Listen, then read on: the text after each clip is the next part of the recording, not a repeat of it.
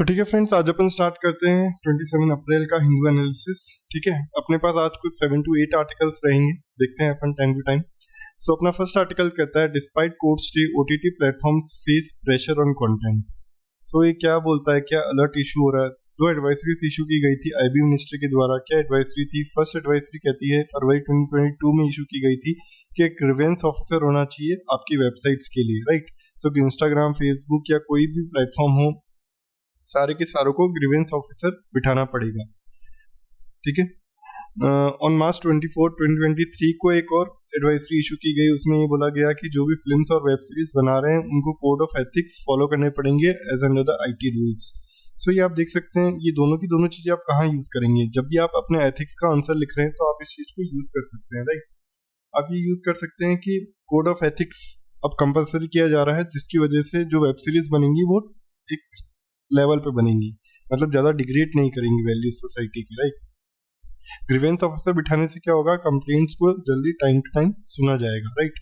सो अगर अपन ये देखें कि ओटीटी प्लेटफॉर्म्स होते क्या है, OTT platforms are the audio on video hosting and streaming services which started off as content hosting platforms but soon branched out into the production and release of short movies, feature films, documentaries and web series themselves। तो सबसे पहले वो audio और video hosting की form में आए थे, लेकिन अब वो क्या करने लग गए हैं, वो कंटेंट होस्टिंग की फॉर्म में वर्कआउट कर रहे हैं, जैसे कि वो शॉर्ट मूवीज दे रहे हैं, फीचर फिल्म्स कर रहे हैं, या डॉक्यूमेंट्रीज बना रहे हैं, या खुद की वेब सीरीज बना रहे हैं। तो ओटीटी प्लेटफॉर्म्स के बारे में इतना ही आर्टिकल में था। सो अपन चलते हैं अपने नेक्स्ट आर्टिकल पे। अपना नेक्स्ट आर्टिकल कहता है only half of PMGDY insurance claim settled in the 2 years। तो PMGDY का क्या मतलब है? PMGDY is a Pradhan Mantri Jan Dhan Yojana, is a national mission for the financial inclusion. Okay, so एक नेशनल स्कीम है जो फाइनेंशियल इंक्लूजन के लिए काम करती है। ठीक है, इसका और क्या मतलब होता है, क्या इंश्योर कर सकती है ये स्कीम? फाइनेंशियल सर्विसेज प्रोवाइड कराना, जैसे कि banking, savings, deposits, accounts, remittances, credit, insurance, pension in an affordable manner. मतलब जिनके पास भी बैंक अकाउंट्स नहीं है उनको मोस्टली ऐसी सर्विसेज देना जो वो इजीली नहीं ले पाते हैं, राइट। सो अगर अपन देखें कि फाइनेंशियल इंक्लूजन का मतलब क्या होता है, financial inclusion is defined as a process of insuring access to financial services in timely and adequate credit where needed by vulnerable groups. तो अपन ये देख सकते हैं कि काफी जनों के पास फाइनेंशियली इंक्लूड नहीं होते हैं, मतलब लाइक जैसे अपन अगर रूरल एरियाज में जाएं तो उनको इजीली बैंक्स लोन नहीं देते हैं, लेकिन प्रधानमंत्री जनधन योजना के बाद क्या हुआ है, उनको इजीली लोन्स मिल पा रहा है, तो वो मनी लेंडर्स के पास जाके लोन नहीं लेंगे, right. Such as weaker sections, low income groups at an affordable cost, उनको अपने बैंक्स के इंटरेस्ट रेट पे लोन मिलता है जो कि मनी लेंडर से बहुत कम होती है, राइट। सो अगर अपन 6 पिलर्स देखें ये स्कीम के, कौन सी पिलर्स पे ये स्कीम डिपेंड करती है, right. So universal access to banking services, overdraft facility, financial literacy programme, creation of credit guarantee fund, insurance cover, pension scheme for an unorganise sector. So ये 6 pillars मैं आपको क्यों बता रहा हूँ, क्योंकि यूपीएससी क्या करती है, वो स्कीम्स के पिलर्स के बारे में पूछ लेती है कि ये स्कीम के अंदर ये आ सकता है क्या। लाइक अगर 2020 या 21 के आप प्रीलिम्स के क्वेश्चन देखेंगे तो उसमें किसान क्रेडिट कार्ड के बारे में पूछा गया था, तो उसके फीचर्स के, स्कीम्स के फीचर्स के बारे में पूछा गया था, मतलब पिलर्स के बारे में पूछा गया था। तो अगर आप स्कीम्स न्यूज में आ रही हैं और अगर इनके पिलर्स के बारे में आपको पता होगा तो आप प्रीलिम्स के एक एडवांटेज में रहेंगे, राइट। सो अगर अपन देखें तो ये मोस्टली ये बोल रहा है कि कितने क्लेम सेटल किए गए हैं 2 years में। तो ये डेटा है, लेकिन ये डेटा आपके लिए कुछ ज्यादा काम का नहीं है, लेकिन आप फिर भी एक ध्यान दे सकते हैं कि आप अगर आप मीन्स में नोट करना चाहें या लिखना चाहें तो आप लिख सकते हैं। ठीक है, चलते हैं अपन अपने नेक्स्ट आर्टिकल पे। तो अपना नेक्स्ट आर्टिकल कहता है patent filings in India rose by 13.6 in financial year 22 led by tech Nasscom.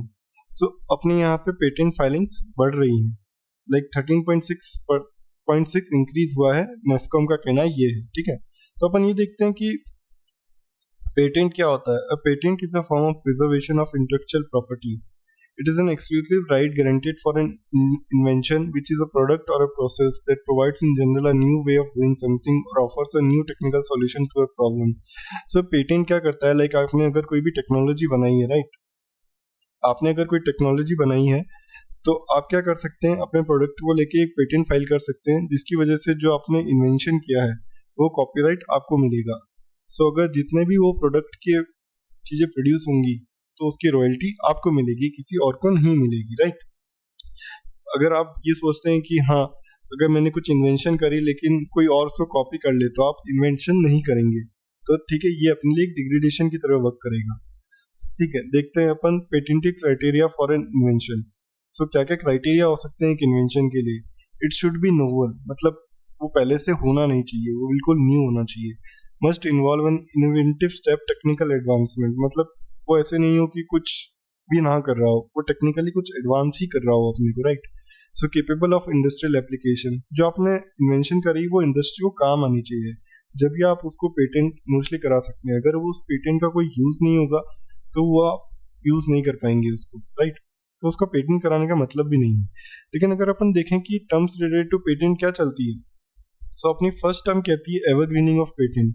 सो यहाँ पे क्या होते हैं, जो भी कॉर्पोरेट्स, लीगल या बिजनेस या टेक्निकल स्ट्रेटेजीज जो भी ये लोग बनाते हैं, तो ये लोग क्या करते हैं, अगर इनको 20 साल का पेटेंट मिला है तो ये लोग क्या करते हैं, जब भी इनका पेटेंट एक्सपायर होने वाला होता है तो ये उसी साल जाके उस पेटेंट में कुछ चेंज करके एक नया पेटेंट इशू कराने की कोशिश करते हैं, तो उसको कहते हैं evergreening of patent, right. So आप देख सकते हैं, is the jurisdiction is about to expire in order to retain loyalties from them by taking out new patents, right. 20 साल तक उनको उससे रॉयल्टी मिल रही थी, लेकिन जैसे ही उनको लगता है कि अब एक्सपायर होने वाला है तो उसमें कुछ वो थोड़ा सा फॉर्मूला चेंज करके उसको पेटेंट को न्यू बनाने की कोशिश करते हैं, जिसको कहते हैं एवरग्रीनिंग ऑफ पेटेंट। ठीक है, अपन देखते हैं अब कंपलसरी लाइसेंसिंग क्या होता है। Compulsory licensing is a grant of permission by the government to the entities to use, manufacture, import or sell a patent invention with the patent owner consent. Patents Act in India deals with the CL. So यहाँ पे क्या होता है कि अगर कोई patent invention है ना, तो वहाँ पे गवर्नमेंट ये कर देती है कि अगर कोई इमरजेंसी की सिचुएशन है तो वहाँ पे गवर्नमेंट ये कर सकती है कि आपसे वो कुछ पेटेंट की राइट्स खरीद लेगी, जो वो पब्लिक को वो बहुत सस्ते में देगी, तो उसको बोलेंगे कंपलसरी लाइसेंसिंग। ठीक है, सो ये था अपने कुछ रिपोर्ट्स। ये अपन अपने कौन से टॉपिक से रिलेट कर सकते हैं, अपने GS3 में साइंस एंड टेक में एक टॉपिक आता है इंटेलेक्चुअल प्रॉपर्टी राइट्स। तो उसमें अपने को पता होना चाहिए कि इंटेलेक्चुअल प्रॉपर्टी राइट्स क्या होता है, राइट, उसके चैलेंजेस क्या क्या हैं, उसके वे फॉरवर्ड क्या क्या हो सकते हैं, उसके फीचर्स क्या क्या हैं। तो जब भी आप ये सारी चीज़ें पढ़ें तो आप ये ज़रूर देखें कि आप उसको अपने कौन से पेपर से कनेक्ट कर पा रहे हैं, राइट। अगर आप उसको अपने पेपर से कनेक्ट नहीं कर पा रहे हैं तो ये आर्टिकल्स का मतलब नहीं रहेगा। तो जब भी आप पढ़ें तो आपको ये ध्यान होना चाहिए कि आप उस चीज को कहाँ अपने आर्टिकल्स में कनेक्ट करेंगे।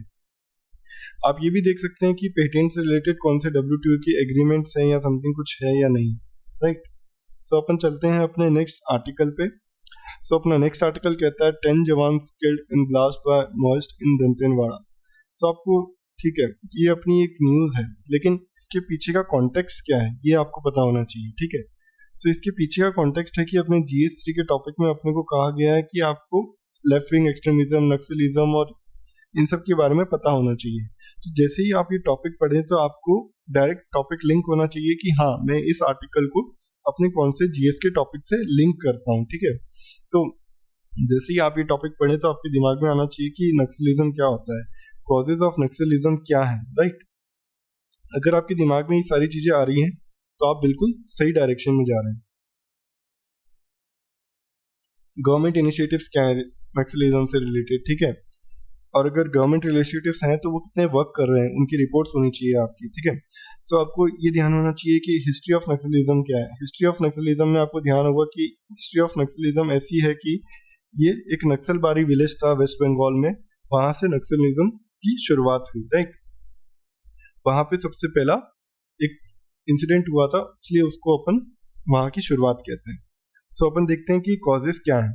सबसे पहले ट्राइबल डिसकंटेंट है, मतलब ट्राइबल्स लोग खुश नहीं है। ट्राइबल्स लोग खुश नहीं है तो क्या होता है कि जो नक्सलिज्म वाले लोग होते हैं तो वो लोग क्या करते हैं, वो ट्राइबल्स का फायदा उठाते हैं। लाइक आपने अगर गवर्नमेंट प्रोजेक्ट की वजह से कोई ट्राइबल डिस्प्लेस हुआ है और उसको अगर ठीक से रिहेबिलिटेट नहीं किया गया है, ठीक है, तो नक्सलिस्ट उसका फायदा उठाते हैं, वो गवर्नमेंट के अगेंस्ट उनको वर्क करने पे मजबूर करते हैं। सो फॉरेस्ट कंजर्वेशन एक्ट 1980 का एक्ट आया था, उसमें क्या हुआ, अपन ने ट्राइबल्स को फॉरेस्ट से निकाला लेकिन उनको रिहेबिलिटेट नहीं किया। तो ये one of the major reason बन जाता है जहां पे अपन ये कहते हैं कि नक्सलिज्म कितना इजीली प्रोपोगेट हो पाता है। ठीक है, सो अगर अपन देखें कि सोशियो इकोनॉमिक सिस्टम कंट्री का कैसा है, सोशियो इकोनॉमिक सिस्टम कंट्री का ऐसा है कि कहीं पे तो बहुत ज़्यादा डेवलपमेंट है और कहीं पे बिल्कुल भी डेवलपमेंट नहीं है। लेकिन अगर आप देखें जैसे महाराष्ट्र और ये सब साइड्स हैं तो यहाँ पे कितना डेवलपमेंट है, लेकिन अगर अपन छत्तीसगढ़ उड़ीसा साइड देखें तो यहाँ पे डेवलपमेंट की बहुत कमी है, राइट। सो अगर अपन अपना नेक्स्ट पॉइंट देखें तो अपना नेक्स्ट पॉइंट कहता है कि गवर्नमेंट डेफिसिट रहता है, मतलब कि एडमिनिस्ट्रेशन भी कोई इनको लेके सिंपैथेटिक नहीं है कि इनको वहां जाके वर्क करना है या नहीं वर्क करना है, राइट। तो अगर गवर्नमेंट ही अपने स्कीम्स और वेलफेयर स्कीम्स को अच्छे से डिप्लॉय नहीं कर पाएगी इस एरियाज में तो वो इजीली वर्क भी नहीं हो पाएगा। लेकिन ऐसा नहीं है कि सिर्फ गवर्नमेंट ने यहाँ पे लेके कुछ भी नहीं किया है, गवर्नमेंट कुछ स्टेप्स लिए हैं, जैसे कि कुछ फोर्सेस बनाई हैं, लाइक ऑपरेशन ग्रीन हंट उन्होंने चालू किया था, ठीक है। पहले से अपने यहाँ पे नक्सलिज्म बहुत कम है, लेकिन अभी भी बहुत है, तो उसके रीजंस अपने को पता होने चाहिए कि अभी तक वो क्यों रह रहा है वहाँ पे, राइट। जैसे एस्पिरेशनल डिस्ट्रिक्ट्स प्रोग्राम गवर्नमेंट लेके आई। एस्पिरेशनल डिस्ट्रिक्ट्स प्रोग्राम में गवर्नमेंट ने क्या किया, अपने अपने डिस्ट्रिक्ट्स को इम्प्रूव कराने की कोशिश की गई, राइट। सो आप ये भी देख सकते हैं कि इस आर्टिकल को पढ़ने के बाद आप अपने मेंस के क्वेश्चंस देख सकते हैं कि इस टॉपिक से रिलेटेड यूपीएससी के मेंस में कौन से क्वेश्चन पूछे गए हैं आज तक, right. So upon move on करते हैं अपने नेक्स्ट आर्टिकल पे। अपना नेक्स्ट आर्टिकल कहता है SC modifies order on ECZ around protected forest. So अपने को सबसे पहले ये आर्टिकल पढ़ने से ये ध्यान आना चाहिए कि ECZ क्या होते हैं, ठीक है। ECZ क्या होते हैं और उससे अगर अपने को बेनिफिट्स है तो वो क्या बेनिफिट्स हैं, अगर उससे अपने को कुछ चैलेंजेस हो रहे हैं तो वो चैलेंजेस क्या हैं, अगर उससे अपने को कुछ वे फॉरवर्ड बनाना है तो अपन क्या बना सकते हैं, राइट। ठीक है, तो अपन ये देखते हैं कि इको सेंसिटिव जोन्स वो होते हैं जो कि कोई भी एरिया होता है उसके 10 किलोमीटर के आसपास को एक प्रोटेक्ट करने की तरह काम करता है, राइट। लेकिन एक्टिविटीज क्या क्या प्रोहिबिटेड होती हैं ECZ के अराउंड, लाइक ECZ के अराउंड आप कमर्शियल माइनिंग नहीं कर सकते, आपको इंडस्ट्रीज जैसे कि जो पॉल्यूशन कर रही हैं जैसे कि water pollution, soil pollution, noise pollution, उन सबको नहीं लगा सकते, राइट। आप जैसे अगर आप एक्टिविटीज करना चाहते हैं ECZ के अराउंड तो आप कुछ रेगुलेटेड एक्टिविटीज कर सकते हैं, राइट। लाइक जैसे felling of trees, commercial use of natural water, ठीक है। परमिटेड एक्टिविटीज क्या क्या है आपके पास, रेगुलेटेड एक्टिविटीज में मतलब कि आप उस चीज को कम करेंगे, मतलब ज्यादा नहीं कर सकते आप, ठीक है। परमिटेड एक्टिविटीज क्या क्या है, आप रेन वाटर हार्वेस्टिंग कर सकते हैं, ऑर्गेनिक फार्मिंग कर सकते हैं, यूज ऑफ रिन्यूएबल रिसोर्सेज का यूज कर सकते हैं, राइट। ठीक है, तो ये तो अपन ने देखा कि अपन कौन सी एक्टिविटीज कर सकते हैं उनके अराउंड, राइट। लेकिन अपन ये देखते हैं कि इसकी सिग्निफिकेंस क्या है, अगर इसकी कुछ सिग्निफिकेंस है जब तो ये इतना इंपॉर्टेंट है, राइट।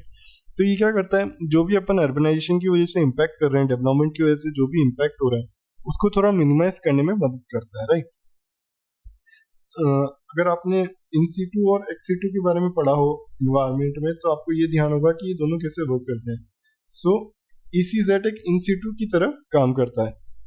इन सीटू माने कि आप उसी नेचुरल हैबिटेट में किसी चीज को कंजर्व कर सकते हैं, लाइक अपन वन हैंड राइनो को कंजर्व करते हैं कहाँ पे, Kaziranga national park. Kaziranga national park कहाँ है, असम में, राइट।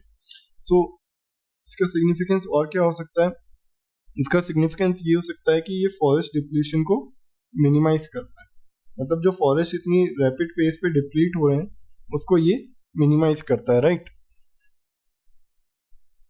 लेकिन सिर्फ इसके बेनिफिट्स नहीं होंगे, इसके कुछ चैलेंजेस भी होंगे अपने पास, राइट। किसी चीज के भी कोई बेनिफिट्स नहीं होते, हमेशा कुछ ना कुछ चैलेंजेस होते ही हैं, राइट। तो इसके चैलेंजेस क्या क्या हैं कि अगर अपन इन्वायरमेंटल प्रोटेक्शन एक्ट लाते हैं या वाइल्ड लाइफ प्रोटेक्शन एक्ट या कुछ भी लाते हैं तो उससे क्या होता है, सबसे पहले इंक्रोचमेंट होता है फॉरेस्ट राइट्स का, किसका, ट्राइबल्स का, ठीक है। वो आपको ध्यान रखना चाहिए थोड़ा सा। लेकिन अपन इसका वे फॉरवर्ड क्या कर सकते हैं, ठीक है। अपन ने इसके बारे में पढ़ा, EZ क्या होता है, बेनिफिट्स पढ़े अपन ने इसके चैलेंजेस पढ़े, लेकिन इसका वे फॉरवर्ड क्या हो सकता है। इसका वे फॉरवर्ड ये हो सकता है कि आप कम्युनिटी इंगेजमेंट करा सकते हैं, मतलब कि दोनों को साथ लेके चलिए, आप दोनों को साथ लेके चलेंगे तो आप इजीली इंप्रूवमेंट ला सकते हैं, राइट।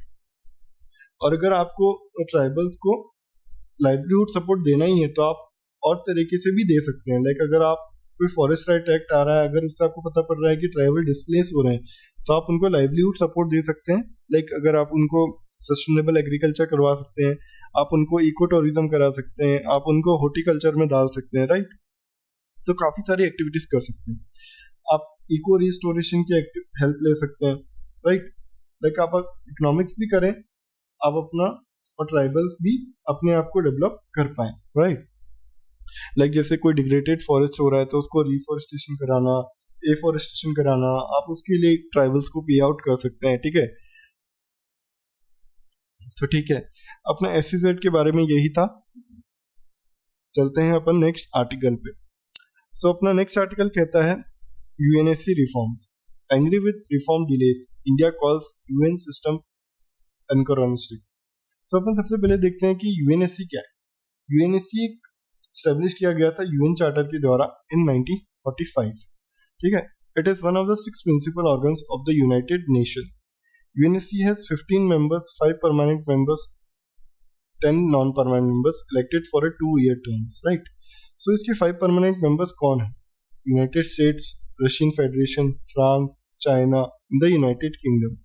सो मोस्टली UNSC को रिफॉर्म्स की बात क्यों की जाती है, आप देखेंगे कि 1945 में स्टेब्लिश हुआ, राइट। लेकिन उसके टाइम से इनकी में सिर्फ 5 मेंबर्स ही हैं। क्यों 5 मेंबर्स, क्यों भाई? उसके बाद तो अपनी इंडिया में इतनी पॉपुलेशन बढ़ी तो आप इंडिया को इंक्लूड नहीं करोगे? मतलब आपकी मोस्ट पॉपुलस कंट्री है, आप उसको इतनी बड़ी ऑर्गेनाइजेशन की डिसीजन मेकिंग में इन्वॉल्व ही नहीं करोगे। सो ये यहाँ पे गलत बात मानी जाती है कि अगर आपको इतनी बड़े लेवल पे यूज करना है पावर का तो आपको सबको इंक्लूड करके चलना चाहिए, ठीक है। सो अगर अपन कुछ इश्यूज देखें तो मैंने जैसा आपको बताया कि लैक ऑफ एडुकेट रिप्रेजेंटेशन है, राइट। रिप्रेजेंटेशन, ये मैं आपको पॉइंटर्स बता रहा हूँ कि आपको ये कैसे लिखना पड़ेगा कि lack of adequate representation, right. उसके बाद अगर अपन देखें तो मिसयूज किया जाता है वीटो पावर का, ठीक है, क्योंकि नॉन परमानेंट मेंबर्स के पास वीटो पावर नहीं होती है, सिर्फ इनके पास होती है जो परमानेंट मेंबर्स हैं उसके, ठीक है। सो जियो पॉलिटिक्स प्ले की जाती है इनके अंदर ही अंदर, ठीक है। फिर अगर अपन देखें तो ठीक है, सॉल्यूशन क्या हो सकता है? अपन एक्सपेंशन करें UNSC का। अगर अपन एक्सपेंशन करते हैं UNSC का तो अपन काफी सारे कंट्रीज को और इंक्लूड कर सकते हैं, राइट। अपन सबको इक्विटेबल रिप्रेजेंटेशन दें, मतलब किसी का भी अपन ये नहीं करें कि हाँ भाई तुम्हारा रोल नहीं है या हमारा ज्यादा रोल है, सबको रिप्रेजेंटेशन दो, राइट। सो अगर अपन ये सारी चीजें फॉलो करते हैं तो अपन इजीली UNSC के मेंबर्स को, मतलब UNSC में रिफॉर्म्स जो अपन डिमांड कर रहे हैं वो इजीली पाए जा सकते हैं। तो ठीक है, अपन चलते हैं नेक्स्ट आर्टिकल पे। सो अपना नेक्स्ट आर्टिकल कहता है distribution and the utilization of water bodies in India, ठीक। सो सबसे पहला ये टॉपिक आता है कि वाटर बॉडीज अपने लिए इंपॉर्टेंट क्यों है, ठीक है। So India extracts most ground water in the world, more than second and the third largest extractors China and the United States. However, only 8% of the groundwater in India is used for drinking. तो आप ये देख पा रहे हैं कि अपन इतना सारा एक्सट्रैक्ट करते हैं, ठीक है, लेकिन अपन सिर्फ ग्राउंड वाटर के मतलब ड्रिंकिंग के लिए सिर्फ 8% यूज करते हैं और 80% goes to irrigation, remaining 12% goes to industrial usage. लेकिन आप देख सकते हैं कि इरिगेशन के लिए अपन कितना वाटर को यूज कर सकते हैं। So the Composite Water Management Index by NITI Aayog has sounded a notion of concern about the water crisis in India, with more than 600 million people facing acute water shortages. So आप ये देख सकते हैं कि आने वाले time में कितनी वाटर शॉर्टेज होने वाली है, राइट। अगर आप ये ध्यान देंगे, ये चीज ठीक है, ये नीति आयोग की एक इंडेक्स है जिसको आप यूज कर सकते हैं अपने आंसर लिखने वक्त, ठीक है। It has also projected the country's water demand to be twice the available supply by 2030. ठीक है, सो ये कुछ नीति आयोग की रिपोर्ट्स थी जो आप अपने आंसर्स में यूज कर सकते हैं, ठीक है। सो अपन ये देखते हैं आज अपने को न्यूज में क्या है। वाटर बॉडीज जहाँ पे अपन सबसे ज्यादा वाटर को स्टोर कर सकते हैं, लाइक पॉन्ड्स 60%, टैंक्स 15%, रिजर्वर्स 12%, ठीक है, वाटर कंजर्वेशन प्रोजेक्ट्स 9.3, अदर्स। फिर उसके बाद आते हैं कुछ लेक्स, ठीक है। लेकिन आपको सिर्फ यहाँ पे नहीं रुकना है, आपको और सारी चीजें देखनी है कि यहाँ पे अपने कितने पॉन्ड्स हैं, कितने टैंक्स हैं, कितने लेक्स और ये सारी चीजें हैं। अपन ये देख सकते हैं कि water bodies across the states कैसे यूज की जा सकती है, मतलब ग्राउंड वाटर रिचार्ज कितना है अपने यहाँ पे, अदर्स के लिए, रिक्रिएशनल के लिए, रिलीजियस एक्टिविटीज के लिए, फिश फार्मिंग के लिए, इरिगेशन, ये सारों के लिए कितना यूज किया जाता है, राइट। लेकिन अगर अपन अपने कॉन्स्टिट्यूशन प्रोविजंस देखें तो क्या कहता है, लाइक जैसे आर्टिकल 262 है, वो क्या डील करता है, वो related to water disputes deal करता है। ये अपने कुछ कॉन्स्टिट्यूशनल प्रोविजंस है जो अपन देख रहे हैं, ठीक है। जब भी आपको अगर वाटर डिस्प्यूट से रिलेटेड कोई भी क्वेश्चन है तो आप ये बता सकते हैं कि आर्टिकल 262 अपने इंटरस्टेट वाटर डिस्प्यूट्स से, मतलब लाइक वाटर डिस्प्यूट्स को डील करता है। आप अपने आंसर्स में ये आर्टिकल को स्टार्टिंग करेंगे तो आपका आंसर बहुत हैवी एंड अच्छा लगेगा। लाइक ये कॉन्स्टिट्यूशनल प्रोविजन था जो अपने आर्टिकल 262 के बारे में मैंने आपको बताया। फिर वाटर से रिलेटेड कुछ लीगल प्रोविजंस क्या क्या हैं। वाटर से रिलेटेड लीगल प्रोविजंस है अपने पास इंटरस्टेट वाटर डिस्प्यूट एक्ट 1956 का, ठीक है। ये लीगल प्रोविजंस है, ये लीगल एक्ट है, ठीक है। उसके बाद अपने पास है, मैंने आपको फर्स्ट बताया, क्या बताया मैंने फर्स्ट आपको, इंटरस्टेट वाटर डिस्प्यूट एक्ट 1956, ये भी आप अपने आंसर में मेंशन कर सकते हैं। सेकंड मैं आपको बता रहा हूँ कि water prevention and control act, right. So ये भी एक लीगल एक्ट है जो कि वाटर से रिलेटेड वर्क करता है, मतलब वाटर के पॉल्यूशन से रिलेटेड या समथिंग से रिलेटेड कुछ, ठीक है। सो अपन देखते हैं कि व्हाट आर द चैलेंजेस, मतलब कि चैलेंजेस क्या क्या हैं रिलेटेड वाटर के रिलेटेड, ठीक है। सो अपन ये देखते हैं कि मोस्टली बहुत सारी ट्रिब्यूनल्स बैठी हैं। अगर आपने कभी भी न्यूज चैनल्स खोले हो तो अपन ये देखते हैं कि हर 6 महीने में एक वाटर ट्रिब्यूनल बनती है, राइट। सो जैसे अपन देख सकते हैं कृष्णा रिवर पे किन किन के बीच में डिस्प्यूट्स है, महाराष्ट्र, आंध्र प्रदेश, कर्नाटका एंड तेलंगाना। जैसे अपन पेरियार रिवर को देखें तो तमिलनाडु एंड केरला, उनके बीच में डिस्प्यूट्स आते हैं। नर्मदा रिवर के बारे में देखें तो मध्य प्रदेश हो गया, गुजरात हो गया, महाराष्ट्र हो गया, राजस्थान हो गया, इन सब के बीच में डिस्प्यूट चलता रहता है। सो अपने पास इंटरस्टेट वाटर डिस्प्यूट्स एक्ट हैं, लेकिन फिर भी ये सारे चैलेंजेस अभी भी चल रहे हैं। और अगर अपन देखें कि अगर अपन को वाटर को अपन ठीक यूज नहीं करेंगे तो अपने पास और क्या क्या चैलेंजेस आ सकते हैं, राइट। और अपने पास क्या क्या चैलेंजेस आ सकते हैं। सो अपना फर्स्ट चैलेंज रहेगा कि फूड सिक्योरिटी अपनी रिस्क पे जा सकती है, ठीक है। अपन ने देखा कि 80% इरिगेशन वाटर से होता है, राइट। सो अगर वाटर की कमी होगी तो सबसे पहले किस पे इफेक्ट आएगा, सबसे पहले इफेक्ट आएगा फूड सिक्योरिटी पे, राइट। और अपन ये देख रहे हैं कि सबसे ज्यादा अपना पॉल्यूशन बढ़ रहा है वाटर से रिलेटेड। अगर पॉल्यूशन बढ़ रहा है वाटर से रिलेटेड तो सबसे पहले ह्यूमंस की हेल्थ रिस्क पे जाती है, और सबसे पहले अगर ह्यूमंस की हेल्थ रिस्क पे जाती है तो अपने लिए हार्मफुल है, क्योंकि अपनी लाइफ लाइन कम होती है। लेकिन अगर अपन वही देखें तो अपने पास कुछ वे फॉरवर्ड्स भी होंगे, राइट। अपने पास वे फॉरवर्ड्स क्या हो सकते हैं, अपने पास फर्स्ट वे फॉरवर्ड ये हो सकता है कि अपन सस्टेनेबल यूज करें, मतलब कि अपन ये कोशिश करें कि अपन इरिगेशन कर रहे हैं तो इरिगेशन में अपन पानी को कम यूज करने की कोशिश करें। उसके लिए अपन कुछ अलग अलग वेज लेके आए, ठीक है। अपन स्मार्ट एग्रीकल्चर की टेक्निक्स लाएं, ठीक है। जैसे कि काफी टेक्निक्स आ रही है जो अभी ड्राई फील्ड पे भी आप इजीली काफी चीजों को उगा सकते हैं, ठीक है। आप 20% लेस वाटर में भी आप काम चला सकते हैं। तो ऐसी टेक्नोलॉजीज का यूज किया जा सकता है, लाइक आप यूज कर सकते हैं leveraging modern water management techniques, ठीक है। जब आप इनको यूज करेंगे ना तो आप इजीली काफी उसका यूज कर पाएंगे, वाटर को सेव कर पाएंगे, राइट। तो अपन चलते हैं अपने नेक्स्ट आर्टिकल पे। अपना नेक्स्ट आर्टिकल कहता है the challenges of reviving a sense of fraternity. So अपने को यहाँ पे दिखना है कि फर्टर्निटी का मतलब क्या होता है, राइट। सो देखते हैं अपन। According to B.R. Ambedkar, fraternity is a sense of common brotherhood and sisterhood among all Indians. तो ये क्या कहता है कि B.R. अम्बेडकर कहना चाहते थे कि फर्टर्निटी का मतलब क्या होता है, एक सेंस होता है जो कि कॉमन ब्रदरहुड एंड सिस्टरहुड रहेगा सब इंडियंस के बीच में। सो ठीक है, अपन ये देखते हैं कि ये आज अपने लिए इंपॉर्टेंट क्यों है, मतलब लाइक इसके रिलेटेड पूरा आर्टिकल आ रहा है तो इसके रिलेटेड कुछ ना कुछ इंपॉर्टेंट बात हुई होगी। सो अपन ये देख सकते हैं कि इन्होंने किसने लिखा है, हेमंत अंसारी जो अपने वाइस प्रेसिडेंट थे 2007 से लेके 2017 तक, ठीक है। सो सबसे पहले अपन देखते हैं कि इसके बेनिफिट्स क्या है फर्टर्निटी के, ठीक है। उसके बाद अपन इसके चैलेंजेस देखेंगे कुछ, ठीक है। उसके बाद अपन इसके वे फॉरवर्ड देखेंगे। Sorry guys for my handwriting, but in the next articles I will try to improve my handwriting, okay. So सबसे पहले अपन बेनिफिट्स देखते हैं। अगर कॉमन ब्रदरहुड होगा, सिस्टरहुड होगा, तो अपनी डेवलपमेंट एक्टिविटीज अच्छे से वर्क कर पाएंगी, राइट। अगर अपनी डेवलपमेंट एक्टिविटीज इजीली वर्क कर पाएंगी तो अपनी इंफ्रास्ट्रक्चर प्रोजेक्ट्स और ये सब वनरेबल सेक्शंस के लिए, वीकर सेक्शंस के लिए इजीली डेवलप हो पाएंगे। लेकिन वही अगर अपन फर्टिलिटी को मान के ना चले तो अपने यहाँ पे रीजनलिज्म, कम्युनलिज्म, ये सारी एक्टिविटीज का डेवलपमेंट होगा जो अपने लिए हार्मफुल क्रिएट होंगी, लाइक अपने लिए डेवलपमेंट को खत्म कर सकती हैं ये सारी एक्टिविटीज, राइट। अपने लिए काफी सारे इश्यूज लेके आ सकती है, लाइक फाइट्स लेके आ सकती है, लाइक वायलेंस। आप देखेंगे कि काफी जगह अगर कम्युनिज्म और रीजनलिज्म बढ़ने लग जाता है तो वहां पे वायलेंस और ये सब काफी सारी चीजें इंक्रीज होने लग जाती है, राइट।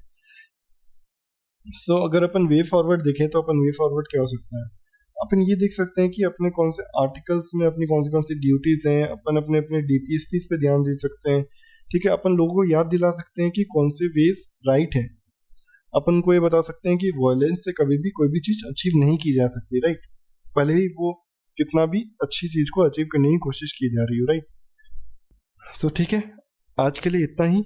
ये अपने कुछ आर्टिकल्स थे, मिलेंगे अपन कुछ आर्टिकल्स के साथ नेक्स्ट डे पे। सो अगर आपके पास कुछ रिव्यूज हो तो आप कमेंट सेक्शन में जरूर डालें। So thank you and bye.